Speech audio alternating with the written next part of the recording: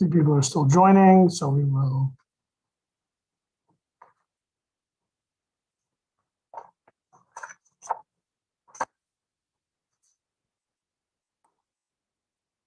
See, people are still joining, so we will.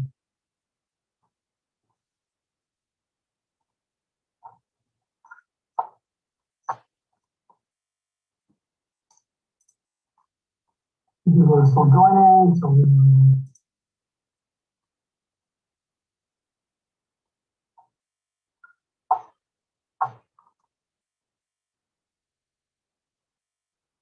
People are still joining, so we will.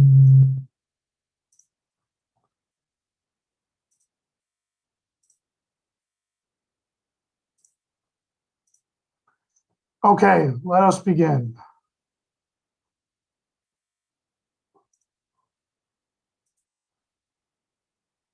Just as a reminder, the last class in this series will be on March 3rd, Wednesday, March 3rd.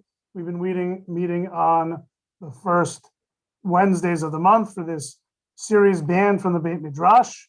This is class number 4. The first 3 classes can be found on YouTube as well as on the Shul Audio Shiurim webpage. I'm also found on YU Torah.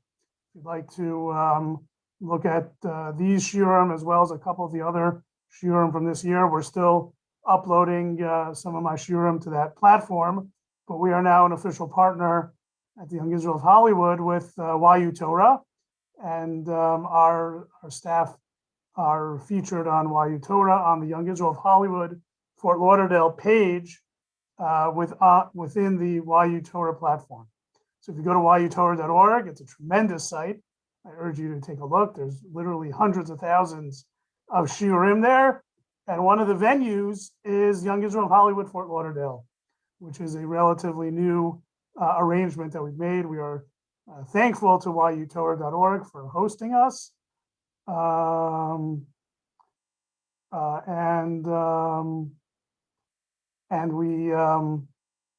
we look forward to populating that with our upcoming shiurim and past shiurim as well. Let me share with you my screen. Here we go. So here, if you notice, you can see the sources for tonight's class. Before we get into the sources, let me tell you a little bit about our main figure, our figure for tonight's exploration. And it's different than the previous classes, which were all Talmudic figures, right? Whether it was Elisha ben Avuya, or it was Rabbi Elazar ben Hyrcanus, or it was Rabbi Yirmiyah and Rabbi Elazar ben Arach. These are all figures found in the Talmud. So by very fact that they're mentioned in the Talmud, right, there's something worthwhile to remember about them, to learn from them.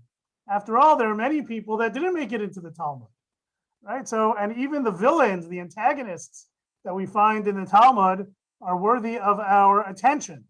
So, you know, I tread on different ground here. When you fast forward 1,000 years or more, and you get to the 17th century, and you're dealing with figures of the 17th century, what makes an individual worthy of our attention in this series? So granted, it's a different type of presentation.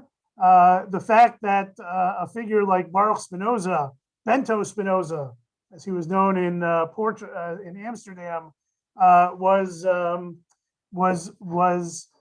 banned, was excommunicated. Is that important to us? Well, the reason why it's important to us is because of the stature that Spinoza has had in the realm of philosophy students, and also because of the vehemence of the band, which we will look into in a moment, and the questions that we will ask. Why was Baruch Spinoza banned? Not really banned from the Beit Midrash, although he did have a formal Jewish education, which we will notice. He was banned from the Jewish community, which included the Talmud Torah and the synagogue. But why was he banned, and why is it important, and what can we learn from that episode? So let us begin. Baruch Bento Spinoza was born in 1632 to his parents Miguel, Michael, and Chana Devora Spinoza.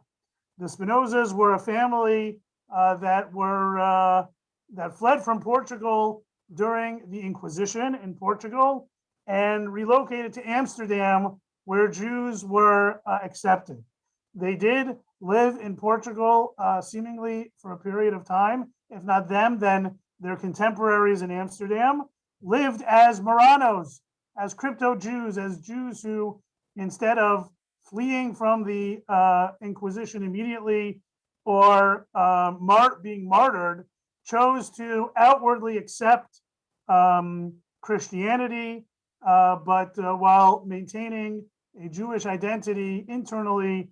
And this was this is what many Jews in Portugal, some in Spain as well, did until for a long time, or until they were able to flee somewhere where it was safe to publicly and outwardly embrace their Jewish identity and their Jewish practice. So the Spinozas were a family that for a period of time practiced their Judaism in hiding, in secret in Portugal, and did finally end up being able to relocate to Amsterdam. Miguel Spinoza was in the dried fruit importing business. He was an importer. Not surprising that many Jews who had in Amsterdam, who had connections with other parts of Europe, other parts of the world, were involved in commerce, in trade, in trading from one location to another. And Baruch's father was in the dried fruit business. Baruch's mother, Baruch Spinoza's mother, died when Baruch was only 6 years old, and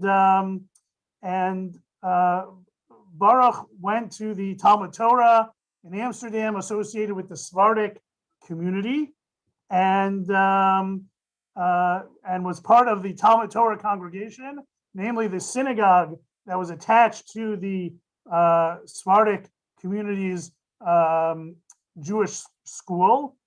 And the Spinozas seem to have been upstanding, dues-paying members of the Sephardic Amsterdam Jewish community. In 1654, Baruch is now 21, 22 years old, and his father passes away, leaving him an orphan. He and his brother maintain the family business, but we begin to see, based on some of the records, and again, many of these Jewish communities, especially in Europe, which were tightly defined and had very clear membership to the community, not just to a particular synagogue, have records. And in these records, we see that Baruch Spinoza, as an orphan, continued to be a dues-paying member of the community, and therefore an upstanding member of the community. We know from documentation that Baruch Spinoza recited Kaddish for his father, Miguel, for the 11 months after his passing. And then we see that in 1656, which is soon after the end of the year of mourning, we see that that Baruch's donations towards the congregation go down. And as we know, in any shul setting, we know people can, people's business financial situation can change, leading them to decrease their support for charitable causes, including synagogues and Jewish community. So we don't really know why that happened. But then what we see in 1656, as we see in the source sheet, if you look, on July 27th, 1656, corresponding to the 6th of Av, 5416, there is a pronouncement of a cherem, of an excommunication against Baruch Spinoza. Now, it wasn't so unusual for a Jew to be excommunicated by their Jewish community, especially the Sephardic Jewish community in Amsterdam. If, for instance, an individual went against the communal norms in some way, or in some way disrespected the Jewish communal leadership, whether the lay leadership or the rabbis, or in some other way violated Jewish communal practice and custom, then it's very possible that they may have been put into cherem. In the records of the Spanish Portuguese Jewish community in Amsterdam, there are a number of individuals who were put into cherem. What's unique about the Spinoza cherem is two things. Number one, most Jews who were part of the Jewish community wanted to stay part of the Jewish community, and therefore, upon being excommunicated, would, within a short time, pay a fine, apologize to the community or the elders of the community or the rabbinic leadership of the community, and then have that cherem, that excommunication, that banishment, rescinded.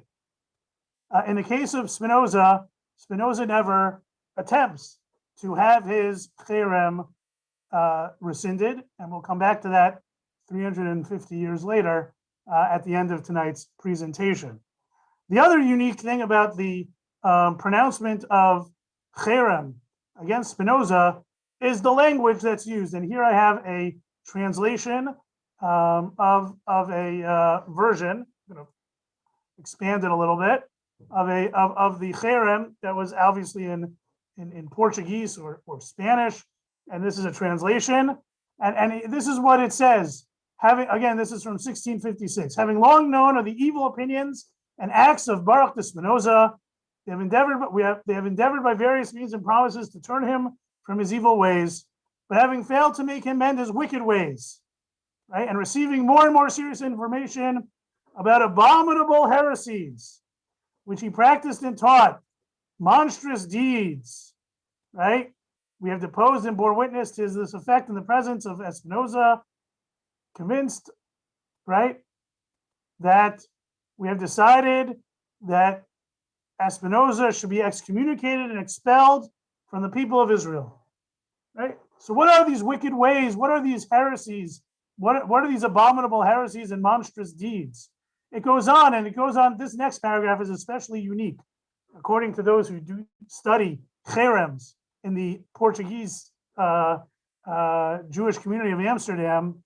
By decree of the angels and by decree of the holy men, we excommunicate, expel, curse, and damn Baruch Spinoza with the consent of God, blessed be He, with the consent of the entire holy congregation, and in front of these holy scrolls, right? Cursing him with the excommunication which Joshua banned Jericho, etc., right? Referring to biblical allusions to it. It's very harsh, uniquely poetic in the way that the ban against Spinoza is written by the leaders, by the elders of the lay leadership, the board, let's say, of the Jewish community, right? No one should communicate with him, just the end of this page 1. No one should communicate with him in writing, nor accord him any favor, nor stay with him under the same roof, nor within 4 cubits in his vicinity, nor shall he read any treatise composed or written by him. Fascinating.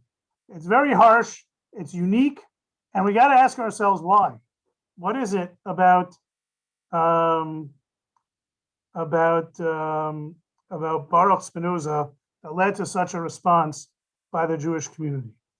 So what we're going to do is talk a little bit about Spinoza's writings, his 2 major philosophical works, one called Ethics and one called Theological Political Treatise, will shed a lot of light on what made Spinoza an unorthodox, even radical thinker, philosopher in his time, and it becomes very clear what from those works, what the traditional Jewish community in Amsterdam may have taken issue with. But the question that I want to begin with, even before we go through that exercise, is noting the timeline. It's very important to understand the history in context of the timeline. We were told that we mentioned that Spinoza was born in 1632, which means that he was maybe 23 years old when he's banned from the community. Spinoza doesn't write any of his works until a decade later. The Theological Political Treatise was first published in 1670. So when the ban, as it mentioned at the end of page 1, we noted that it said you shouldn't read anything that was written by him. He was only 23 years old. It wasn't until 10, 14 years later that he wrote his major treatise that we will see has many things that are problematic from a traditional Jewish philosophical perspective. But I want you to consider asking the question, is what exactly had Spinoza at age 23 already worked out, that he was banned already at this young age? Right? Again, his writings are not available for another 14 years. What may have it been? What elements of his philosophy had he already worked out? Had he already been sharing with others that it makes sense that the formal Jewish community had responded so harshly with this ban? So if you look at, we're not going to quote from his works, but we will mention some of the things that are found within those writings, and some we'll spend more time on than others. His writings are dense and philosophic in the way that mid-17th century philosophical writings often are. But here are some of the themes and philosophical insights that Spinoza shares in those writings that we can assume would have been were and are problematic from a traditional rabbinic Jewish perspective. Number one is Spinoza's conception of God. And what's clear, there is some discussion, is Spinoza a pantheist, that he sees God as nature? Is he a panentheist, which is the idea that God is in everything that is natural? What's clear is two things. Number one, Spinoza is not an atheist. That's number one. But that, so that's very important from a 21st century perspective, because many people who have problems with religion are atheists. But obviously that was not the tact, that was not the attitude, the approach of Spinoza. Spinoza did not have a conception of God that would be considered religious. It was natural. For instance, Spinoza's conception of God is a God that does not issue commands or make judgments. It's not a God that we would consider to be wise or good or just, right? All of the attributes that Judaism, our prayers, the text of the Torah attribute to God, Spinoza rejects. For Spinoza, God is nature. Everything that happens in and by nature. There's no transcendent or supernatural deity. For Spinoza, there is no need or purpose or any rational reason to pray to God or to worship God, because that's like worshiping that the trees should grow. Trees grow because that's part of nature. There's no ask of God, because nature is nature, and nature is going to do what nature does. And as a result, right, Spinoza rejects the idea of a divine creation, that there is no purpose to creation. He would take sort of the Greek approach that the world always existed and will always continue to exist. There may be a divine element to all of nature, but it is not an active element. It's not an element that is going to intercede on our behalf or on behalf of nature. And that's why Spinoza rejects the notion of miracles. there isn't miracles. There's just nature. Sometimes we understand nature and it works in a reliable and expected way, and sometimes nature works in ways that we would not have expected. But those aren't miracles, right? Spinoza says that attributing miracles or anything to an all-powerful God is nothing more than superstition.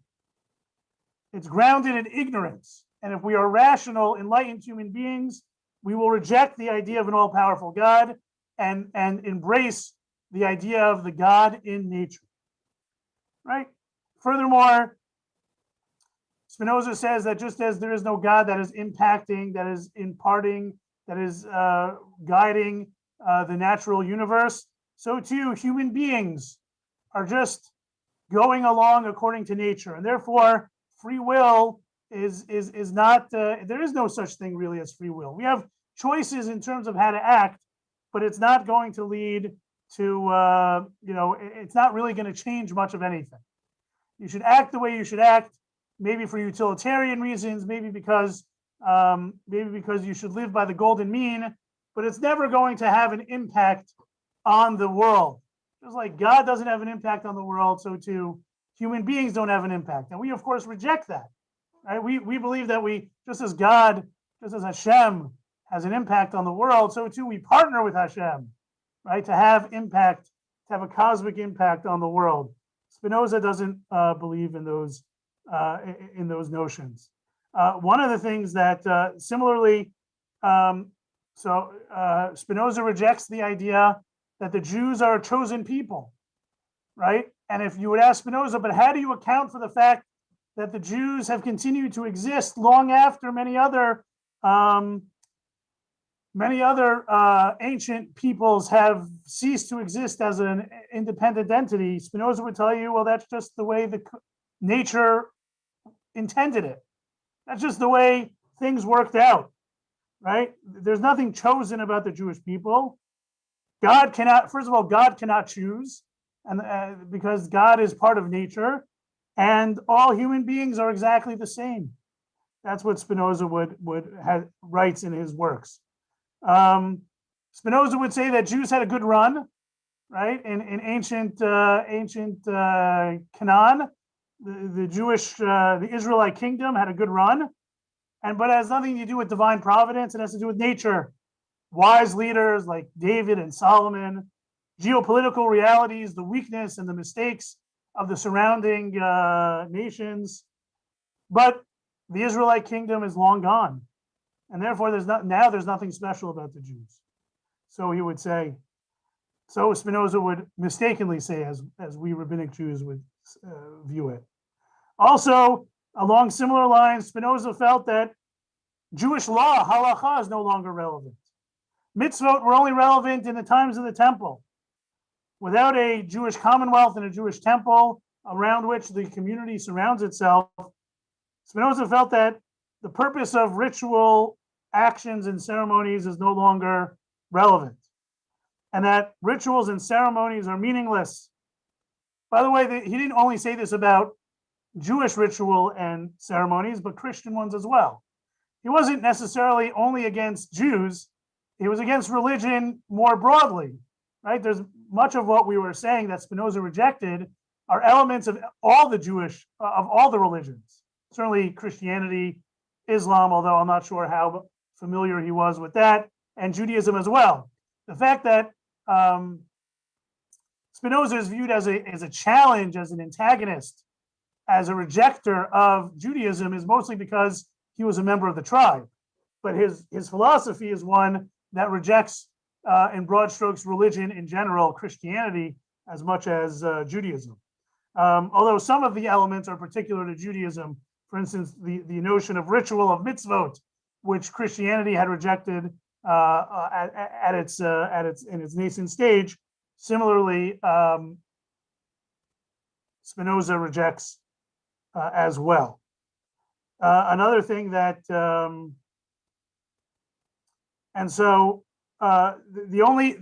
Spinoza does believe that people should treat others with justice and charity. The question that I have is why. I didn't read his works completely, but you can understand that perhaps there's a utilitarian reason, perhaps it's just good policy, but whatever the case is, it's not because God commanded it. God can't command. We are not bound by commands. And in these ways, Spinoza rejects the notion of religion as we know it. I want to spend a lot of the rest of the time we have on the last two elements of Spinoza's philosophy, critiquing Judaism and certainly rabbinic Judaism, and how it relates to. We're going to start with Spinoza's view on biblical criticism, or the fact that the divine origins of the Torah, which Spinoza rejects. And we're going to spend a little bit of time looking at Spinoza's proofs and the disproofs against what Spinoza says. And then we're going to end with one last area of Spinoza's philosophy that especially rubbed against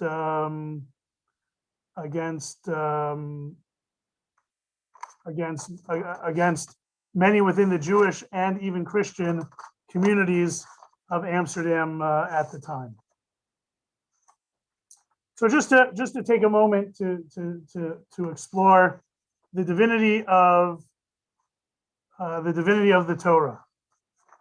Right? One of the fundamentals of faith, one of the fundamental principles as brought down by the Rambam and Maimonides, is to believe that the Torah as we have it is the Torah that was given to Moses at Sinai. And there's a question exactly what the Torah that we have, how did it go from revelation at Sinai to the scroll that we have it today? What exactly but the general assumption is that the general belief is that by the time Moses passes away, Moshe dies at the end of the Torah is complete as we have it today. And there's a whole question specifically about the last 8 verses in the Torah where it describes how Moshe went up to the top of Har Nebo and dies there, right? So how could Moshe write that? You can't write in real time your own death. And so there's the Gemara in Baba Basra deals with that particular question. But that is the opening, right? One answer is that Moshe wrote it in a way that he didn't really understand what he was writing, and that it was clarified after his death. Another idea is that Moshe wrote it in a clear fashion with prophecy, that God gave Moses the prophecy of how the end of the Torah goes and how his life would end. And a third possibility is that Joshua wrote the last 8 verses in the Torah. All 3 of these positions are traditional and found in the Talmud or the traditional rabbinic commentaries on the Talmud. But it opens up, that first box that could be the Pandora's box, right? That leads to, well, is everything that we have in the Torah, was every single verse written by Moses? And if not, what else was not written by Moses?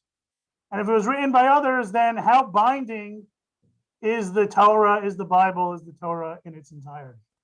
And so for this, we'll look at a couple of sources, and one of them relates to a comment that the Ibn Ezra mentions at the beginning of Devarim. And I'll read it in the English, but you can see it's chapter 1, verse 2 in the Ibn Ezra. If you can grasp the mystery behind the following problematic passages, namely the last 12 verses of the book of Devarim. In other words, when Moshe is on his last speech, when he's about to die, who wrote those psukim?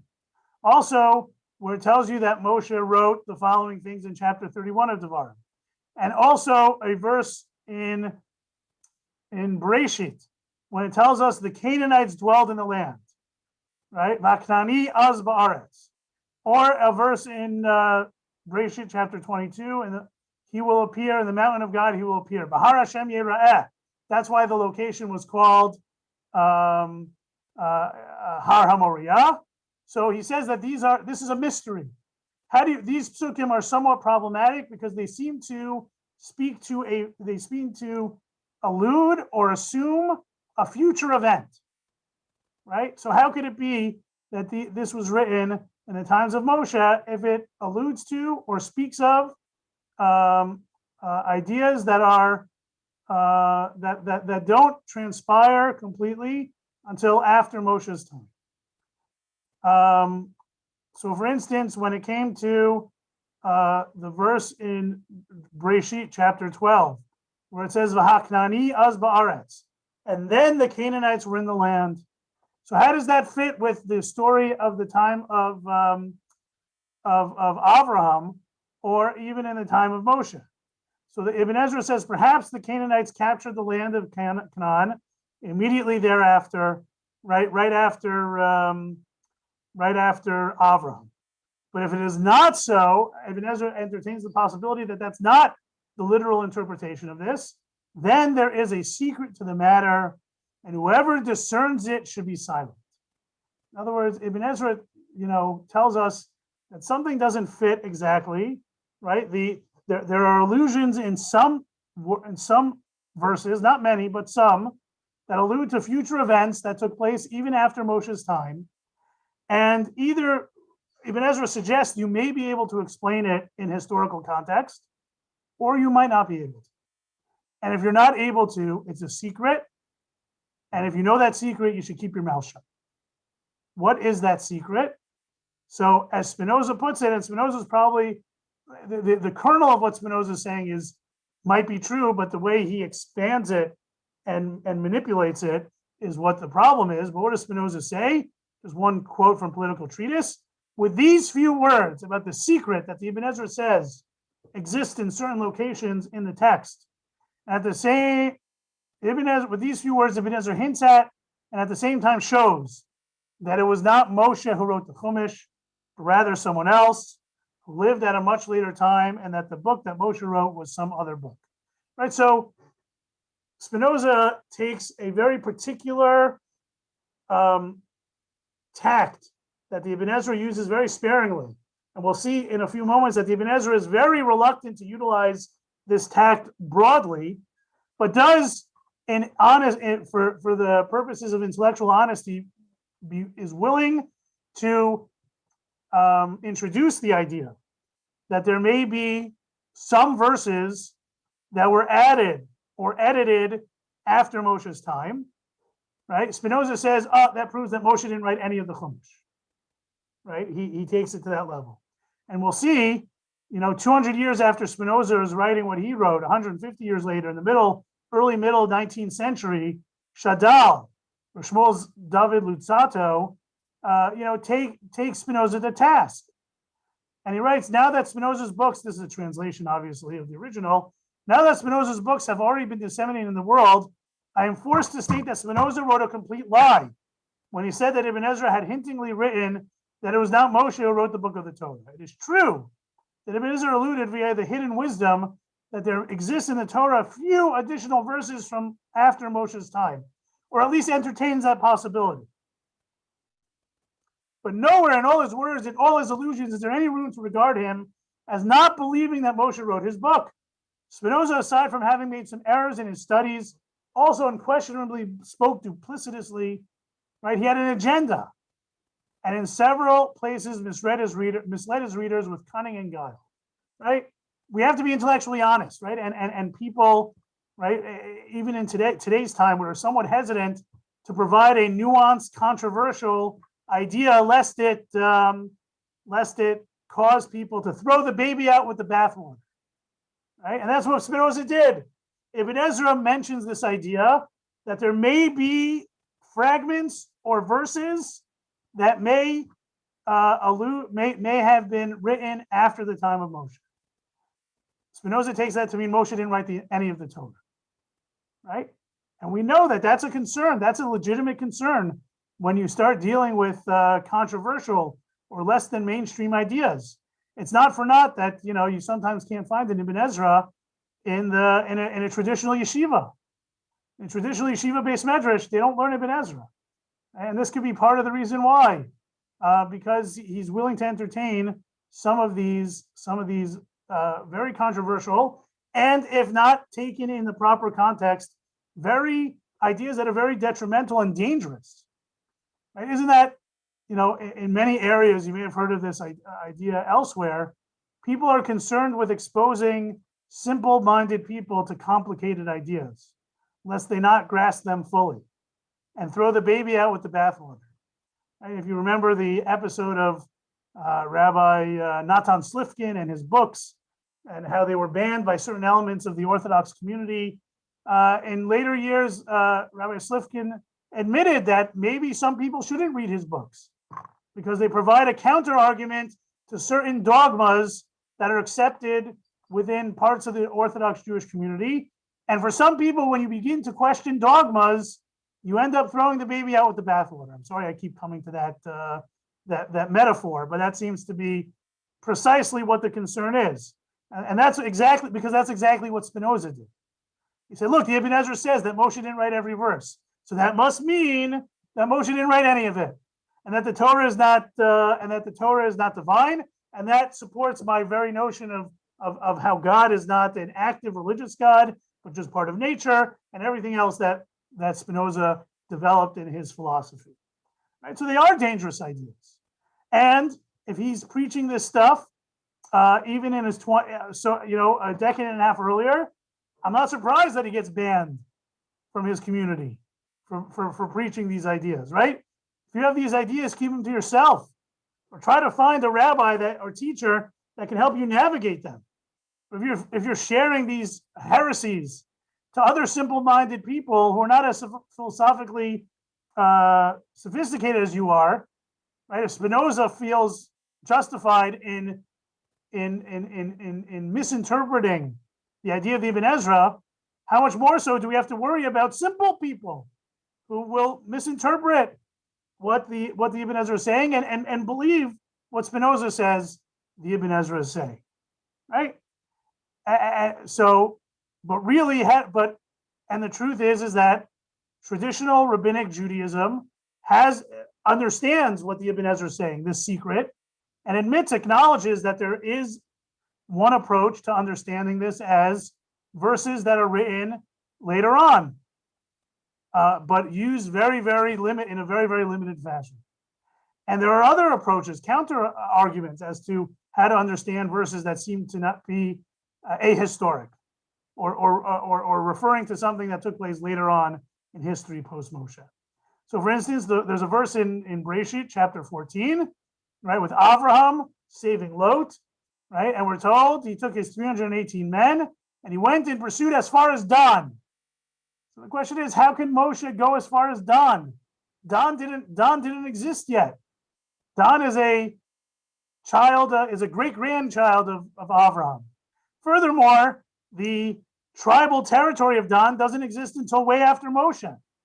Furthermore, the tribal territory that was designated for Dan, we are told in Shoftim, ends up being different than what was initially established, because Dan is unable to conquer the area that was meant to be for him originally, and he ends up conquering a different area.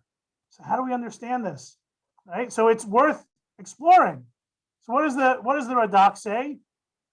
The Radak says, Al Shem Sofo, that Moshe was given prophecy. If we believe that Moshe is a prophet, then Moshe could have been given prophecy to name this location what it would ultimately be named, the area that the tribe of Dan would ultimately get near northeast Israel, near Syria. Right at the time that Moshe was writing, that location was not called Dan. Leshem Hayanikra. It was called Leshem. Finally, later on, at the times of Shoftim, well after Moshe's death, when Dan conquers that land, they named it Dan. So, and Moshe refers to it as Dan when he's writing the Torah with prophecy that this will be what happened. Alternatively, the Radak suggests, or maybe there was a location named Dan at the time. How did maybe Dan was the name of the location it happened to be? There are other explanations suggested for how do you understand this idea of that he was pursued ad Dan. How can you call the place Dan if in the times of even Moshe it wasn't called Dan? The Torah Tzimima suggests that the real name of the location was Didan, and the second Dalid is the previous word. Ad Dan is really the location is Dadan. Dadan, we know, were a people. Yecheskel quotes in chapter 27 of Yecheskel, the people of Dadan were merchants. They lived on the coastlands, right? So we know that there's a people called Dadan, and they may have been as far back as the times of Avraham, or at least at the time of Moshe. And therefore he can refer to that location as Dan, which really means Dadan. Another explanation offered by Yehuda Elitzur is that the names of the locations, the tribal locations, were known since the times of Yaakov, right? And there's a couple of examples. For instance, when on Yaakov's deathbed, he talks to Yosef and says, "Vani natati lecha Shechem achad al achecha." I'm going to give you literally an additional portion. What's the name of the portion that Yaakov gives to Yosef? Shechem, right? It was called Shechem already, even though Shechem means a portion. What was the name of the location? It was later called Shechem. This idea that already at the times of Yaakov, these place names existed. Shechem, the name Shechem existed. The name Chefer existed, and it's also a name that's later on post Moshe's time. Look at this. Look at this last example. Descendants of Menashe of Machir, the clan of the Machirites. Machir begot Gilad. Right, so Gilad was Machir's son from the tribe of Menashe. Later on, when we're told about the division of the portions according to tribal locations, what are we told? Moshe gave Gilad to Machir. Gilad was the name of a place, in addition to the name of a person. Right, so it is clear that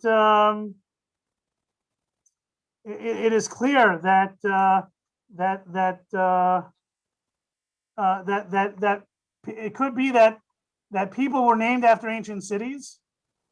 It could be that these ancient names existed even in some form prior.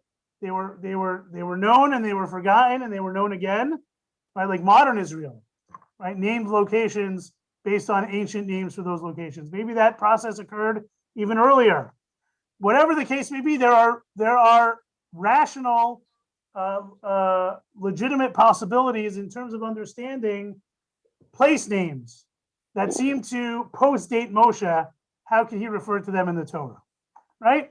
Ibn Ezra says another possibility is that there are fragments in the Torah that came post-Moshe that somehow got in there up until the time of Ezra. Spinoza takes that as Moshe wrote none of the Chumash, and the Chumash was put together much later on, and it's not divine, and it's not binding, and it was written by a lot of different people. You think about biblical criticism, they talk about a writer P and a writer J, right? All this stuff, that's Spinoza.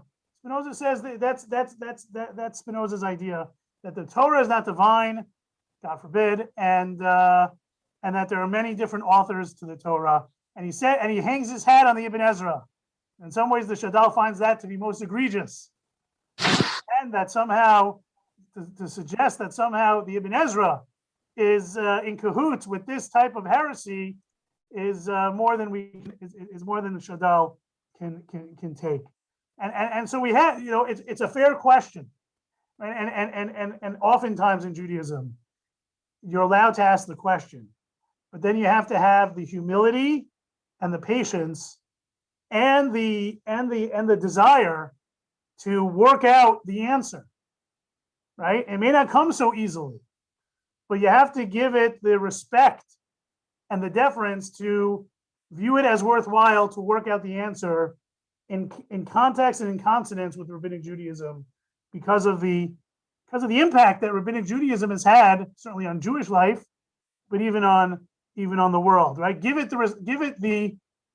Have the decency to work through a possible answer to your questions. Not that your question's wrong, Bento Spinoza, it's fine, right? It could be that Spinoza was way ahead of his time in even asking these questions, right? And some want to say that Spinoza was excommunicated because of the questions. I refuse to believe that. Spinoza wasn't banned because of his questions. He was banned because of his answers, because of his unwillingness to take seriously, right, the tradition of his forefathers, right, and deal with it in a serious, unbiased fashion, right? He, in many ways, in many ways, the famous idea of the Maggid of Dubna, that how do you always get the right? How do you always know the right story to tell for the right lesson? Right. So it's like the archer that first shoots an arrow and then paints the target after the arrow's already been shot. You always get a hole in one. You always get a perfect score then. Right. It seems that to me, and it's to his community, Spinoza had an agenda, and he went back and he utilized and he cherry picked ideas that had legitimacy, and nonetheless, and utilize that to support his agenda. He was serving himself. He wasn't being, as free of being as reasonable as he may have wanted us to believe. Lastly, before we begin to tie things up, we talked about a number of heresies that Spinoza espoused in his later writings that he may have been espousing at that time. Certainly, this idea of the rejecting the divine authorship of the Torah is a biggie. If you're sharing that in the base medrash of the Talmud Torah of the Spanish-Portuguese community of Amsterdam, you're darn right he was going to be thrown out, right? I get it, but there's one more that I want to look at, and I want us to consider the timeline, not of the Torah like we just did by the biblical criticism, but the timeline of Baruch Spinoza's life. And one of the things the last thing that we're going to mention, that in terms of things that Spinoza rejected, was Spinoza rejects the immortality of the soul, right? And this Jewish principle, which finds expression in certainly in is an important principle, right, for the idea of reward and punishment, right? Because if the soul is because one of the challenges of reward and punishment is how do you deal with the righteous suffering or the wicked profiting in this world? Well, if the soul is immortal and ultimate reward and punishment take place not only in this world but in the world to come, then it's an easy, I don't know if you want to call it easy, it's an answer that works. Spinoza rejects the immortality of the soul on natural grounds, right? You're here until you're dead, and when you're dead, you're no longer here. Now, Spinoza was willing to admit that there are certain elements of our existence that go on beyond our life, our ideas, our knowledge, right? That's what extends beyond our lifetime. But and that's an element of humankind that extends beyond our lifespan. But in every other way, death is final. Right? There's nothing personal about the ideas that we've shared during our lifetime that may exist, that may extend beyond our life. And the immortality of the soul was important to many of the Portuguese rabbis at the time, right? And when you think about what might Spinoza have been talking about, in his 20s, that led to his being banned well before his written treatises became famous. Certainly, the idea of denying the divine authorship of the Torah is a biggie, right? If he's talking like that in between aliyahs while the Torah reading is going on, you can imagine that would get back to the rabbis and the leader of the traditional Jewish Portuguese Jewish community in Amsterdam, and also this idea of denying the immortality of the soul.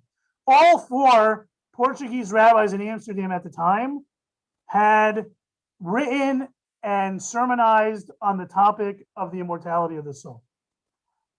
Furthermore, much of the community, as we mentioned earlier, had lived as conversos, right? Had maintained outwardly a Catholic existence, even while practicing Judaism in private, while they were living, let's say, in Spain or Portugal.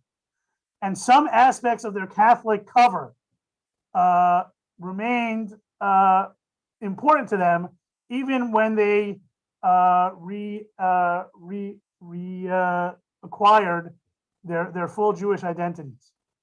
The afterlife is a biggie in Catholicism. And it was probably also an important idea for Sephardic Jews in Amsterdam at the time. And so when you mess with that fundamental of faith, right, even if we were to say that from a broad rabbinic Judaism point of view, the immortality of the soul is a principle, but not necessarily one that requires such a harsh response if ever questioned.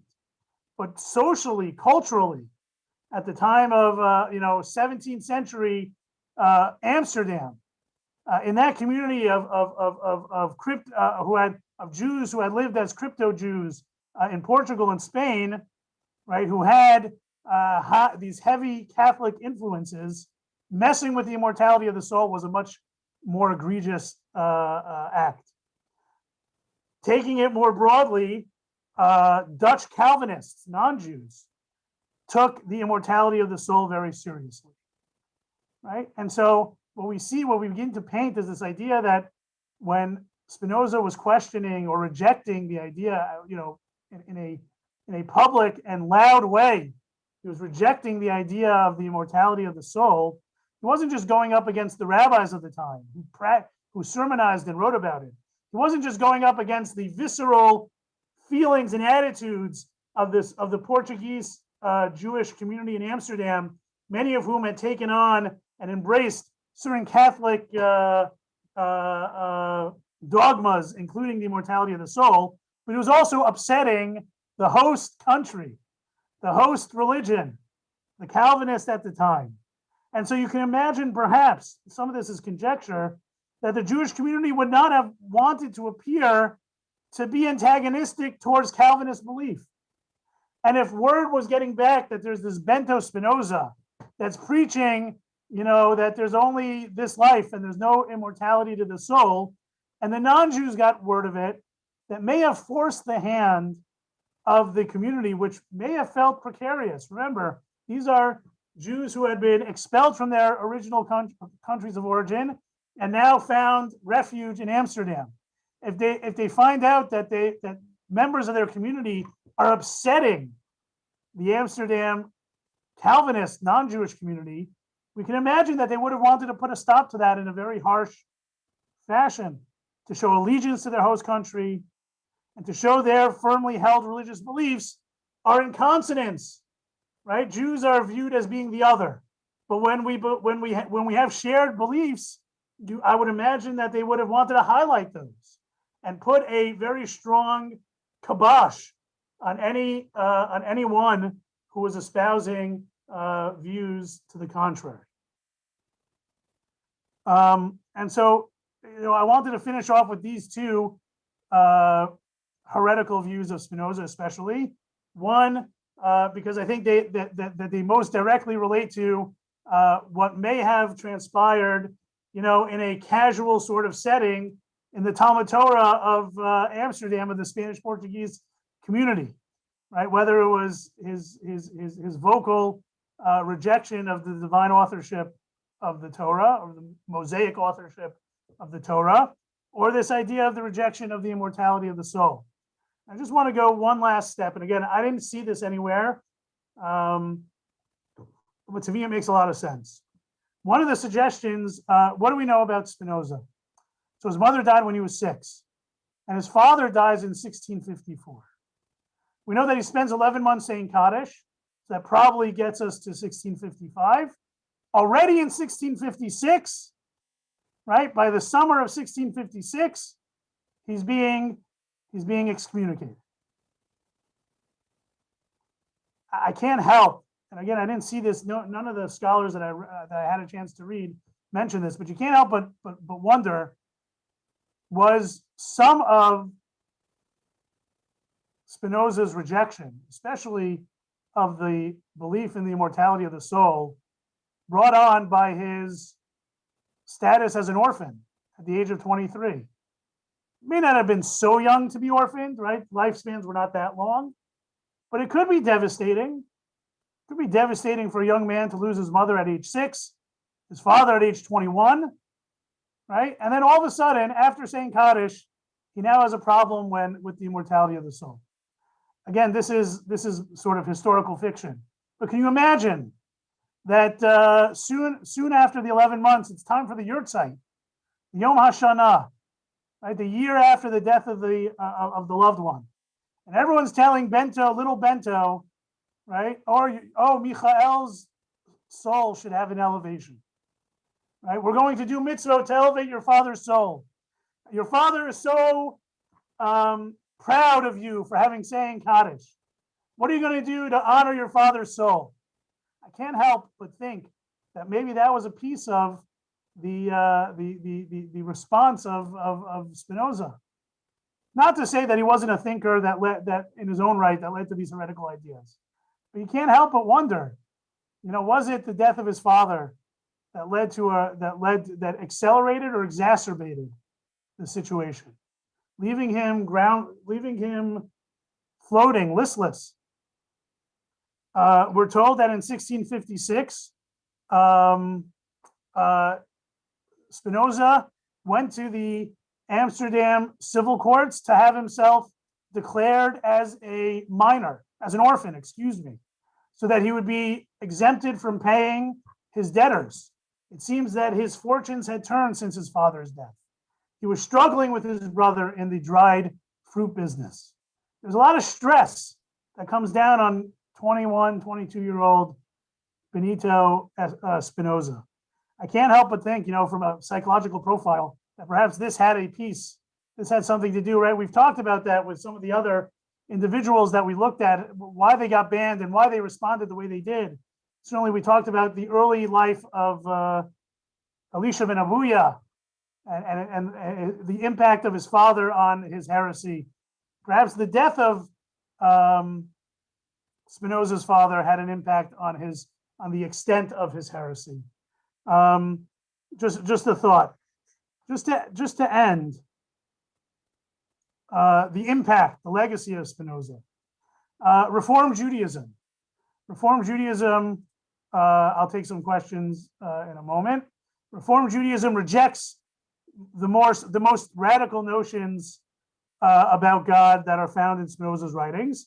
However, they do embrace other aspects of his thought, including the non-divine authorship of the Torah and the non-binding nature of mitzvot, and the suspicion towards rabbinic Judaism, the non-binding nature of halacha. Right? They look to one of the early proponents, or those who spoke about it, are found in can be traced back to Spinoza. One last source I wanted to show you. The question I asked, many of the ideas that we shared that are attributed to Spinoza are written in his famous treatises in the 1670s. He's banned in 1656. So how do we know that that's what got him banned? So for that, I'm going to quote from an article that you see here on page 4.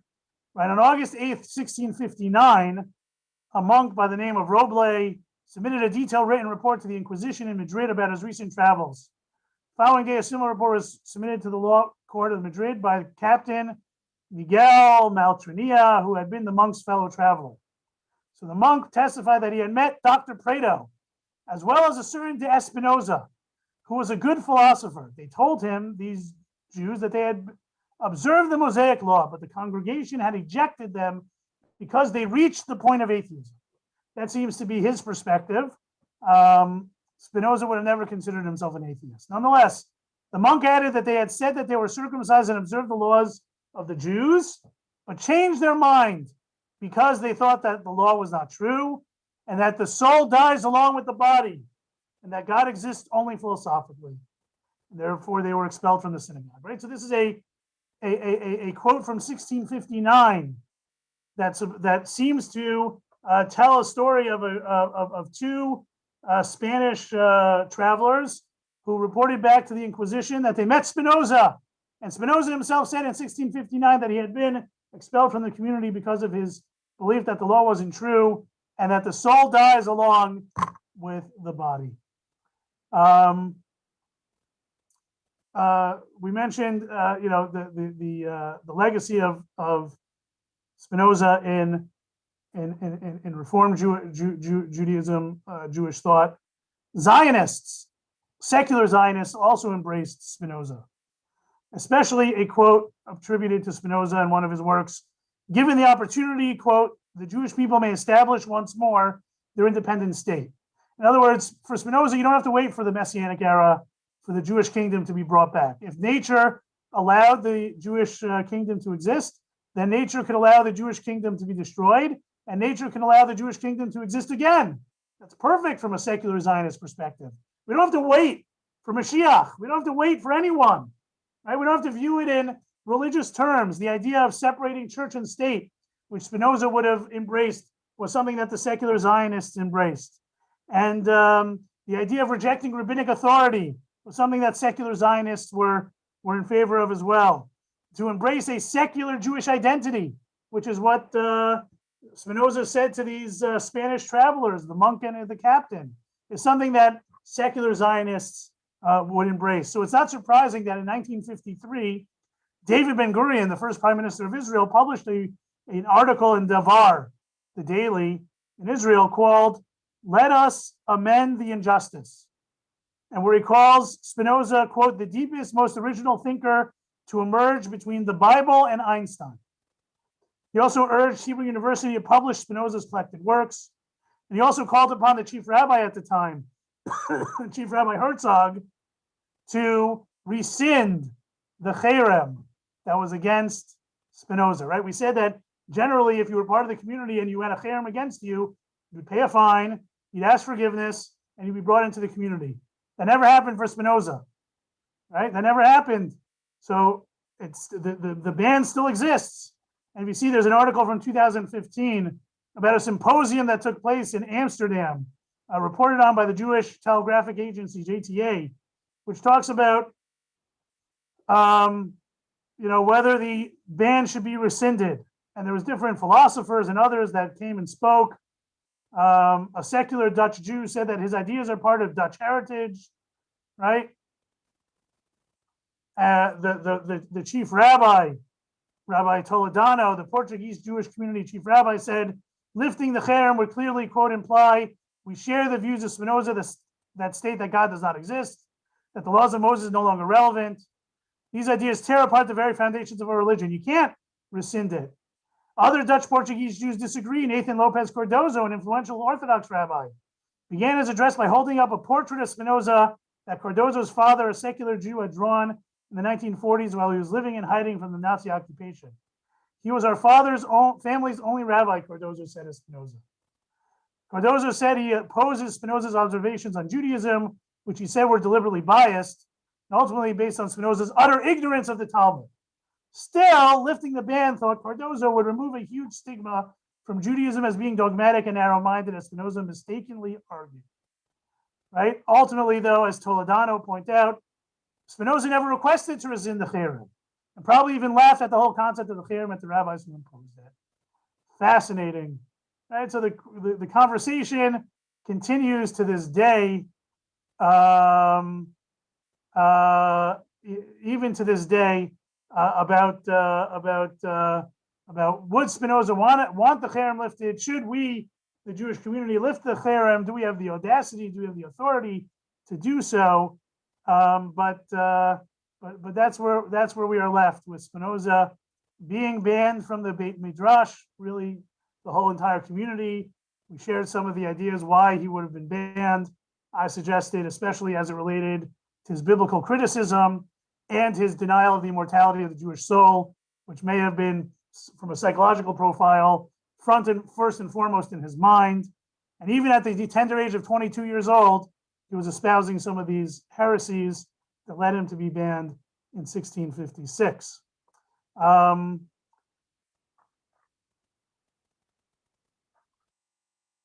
So I'll take any questions if you want to unmute yourself and ask a question. I think, in many ways, Spinoza, the legacy of Spinoza is one that challenges us to ask questions, but also be willing to do the hard work of listening and figuring out answers, and not taking an easy way out, being mindful of our prejudices in our psychological profile that may lead us in a certain way, and being willing to compensate for that. And you know, the value of Jewish community, right? And nowadays Jewish community is completely voluntary, and we don't have the ability to impose a penalty or a tax or a cherem necessarily. And even if we would in one location, Jews will just travel somewhere else where they don't know about their penalty and their cherem and live a happy, fully Jewish life. And so what are the challenges and opportunities, benefits, and drawbacks of a situation in which we live in, where a community is voluntary and certainly not binding and mandatory and coercive? Certainly there's benefits to that post-Enlightenment, but there are also some challenges. There are also some challenges, and that also comes out of these the story of Benito, of Baruch Spinoza. Again, thank you for joining me. Next time we will study, lastly, the last figure in our 5-part series. The first Wednesday in March 3rd, I believe, is Mordechai Kaplan.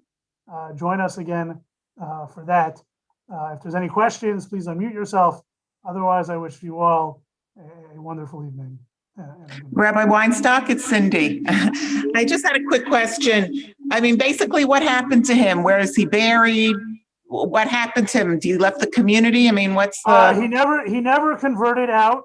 He was buried in a Catholic cemetery, but he left the community. He's quoted as saying, you know, I'm perfectly fine with being put into cherem, almost as if he was like, I'm glad someone pushed me out the door because this is where I belong. And he became, you know, a student of philosophy and entrenched in that community, ultimately buried not in the Jewish community, but as part of a Christian cemetery. But he never converted. He never converted to Christianity. It's interesting that they buried him there, given his ideas about the soul and the right. Well, I'm not mortality. sure if it was a Calvinist. I don't remember exactly which of the Christian sects he was buried with, but yeah, you're right. It is interesting that certain dogmas were out of bounds for Jews. But again, he was never part of any religious community. He rejected religion outright. There was no religion that he felt comfortable with based on his philosophic conclusions. Right. Okay. Okay. Thank you. Have a wonderful evening. Take care. Thank you, Rabbi. You're welcome. Bye-bye. Thank you.